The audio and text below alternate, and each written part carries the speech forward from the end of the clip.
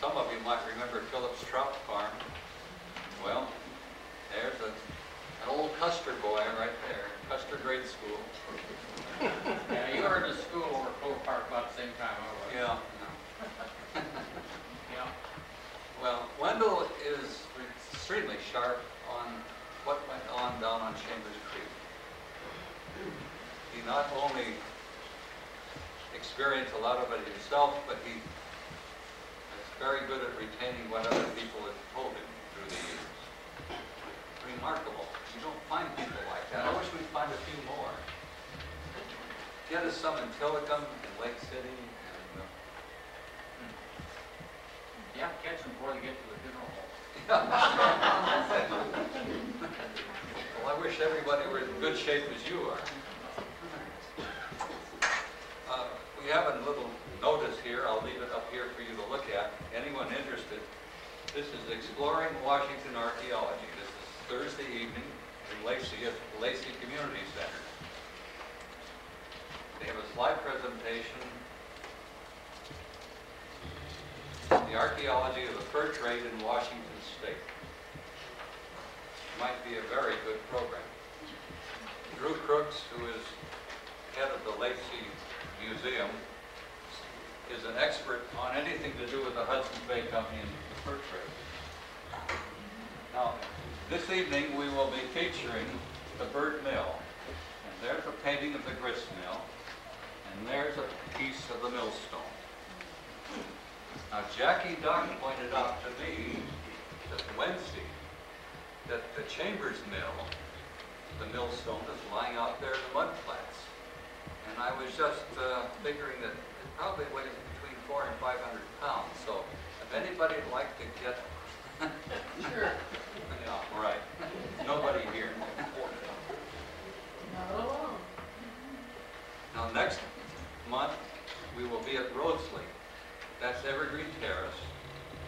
The date has been changed. It'll be the 28th, not the, it's going to be the 4th Thursday, not the 3rd. The Thursday after Thanksgiving. Thursday after Thanksgiving, November 28th. Which might be better for all of us, and it's much better for the people that own Rhodesley now.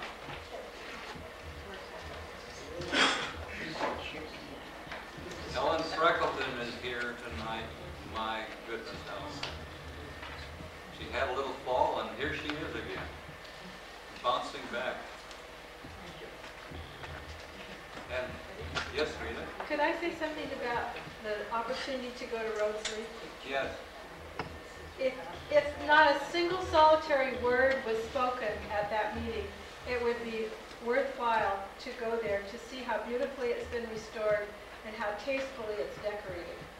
So know that this is a real treat and a wonderful opportunity to see something that's been beautifully recreated from a piece of Lakewood history.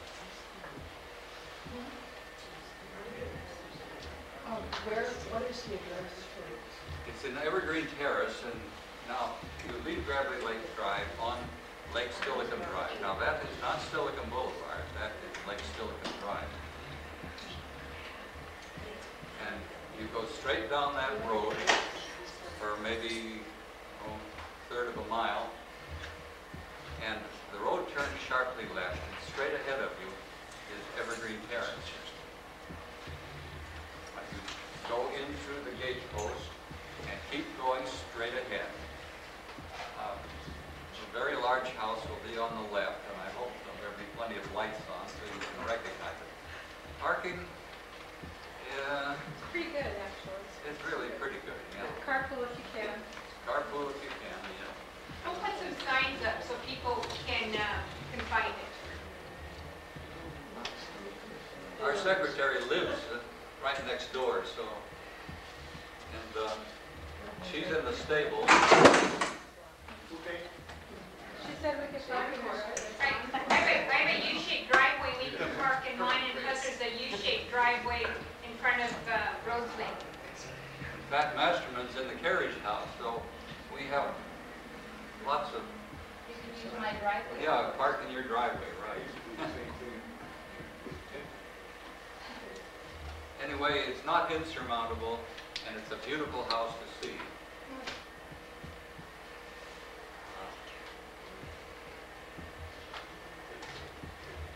Now this millstone, it has been in the creek for probably 100 years, and it's probably limestone and it has eroded, so it looks like that.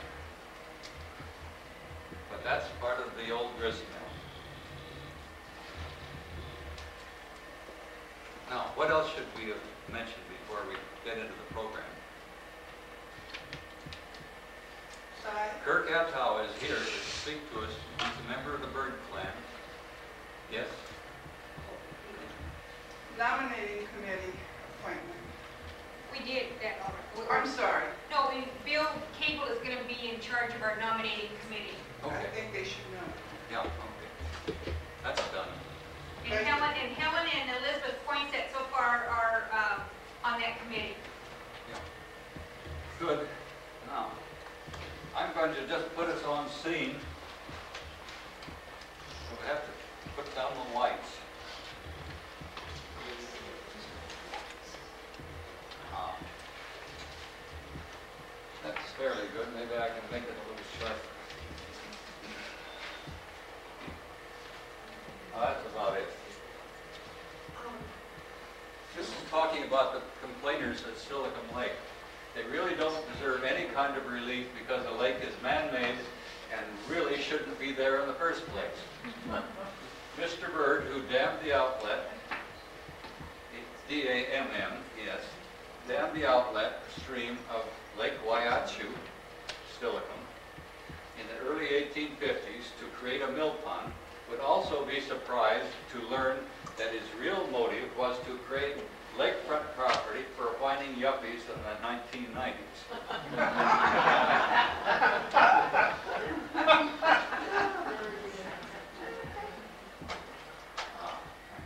Now, a little look at the neighborhood. When the Byrd family got there, this is what Port Silicon looked like. Mostly it was the buildings left by Joseph Thomas Heath, who had died in 1849 in the spring, and by 1849 in August, the Army had moved in. John Bradley's barn, which is right in Ellen Freckleton's backyard. It was made out of square timbers. He was an Irishman, and I haven't really figured out how he got here. But Mr. Heath took him around and showed him some suitable property for farming, and this is what Heath showed him, and this is where Bradley settled. This is the grist mill. The mill that cut the trees into lumber, sash, and doors was over here. But there's the little dam. That's a little road which was called Byrd Mill Road and sometimes later became Silicon Boulevard. This is the flume that carried the water to the water wheel, and you can just see the water wheel right there. A remarkable photograph for the days. Barbara Oakey just showed us this property, how it looks today. She lives there. Here's our painting. Now, this is the Byrd School, and it's called the Byrd School, not because it's down where the Byrd Mill was, but the Byrd family donated the materials to build the school. This was the first grade school, if not north of the Columbia River, certainly the first grade school in Pierce County. They were...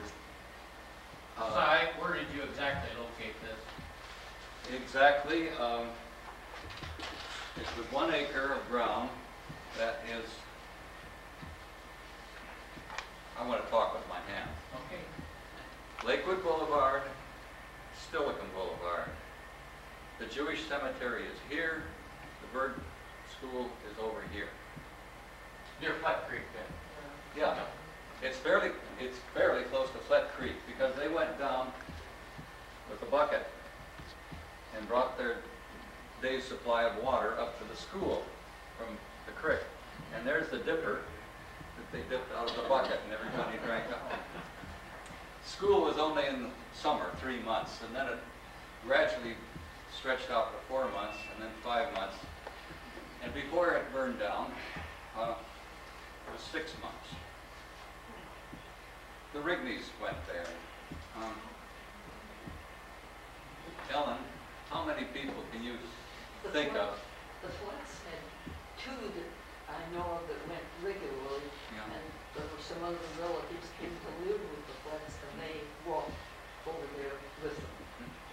Everybody walked. Now, the Benston boys walked all the way from Spanaway. My grandmother walked from Fern Hill to go there, Yeah. and her sister, older sister Clara. And the Pattison girls, they walked. Pattison girls got scared because they were followed by a cougar one time. Well, really, that according to the paper, that was my grandmother and her sister. Oh, okay. We have a clipping, I could have brought that, but Well, this is one of the rarest pictures that we've come across yet. There is a story that when the Byrd school burned, they had to have school for maybe a year, or possibly 2, in a log cabin, an old log cabin, and I think that's it, and these are school teachers.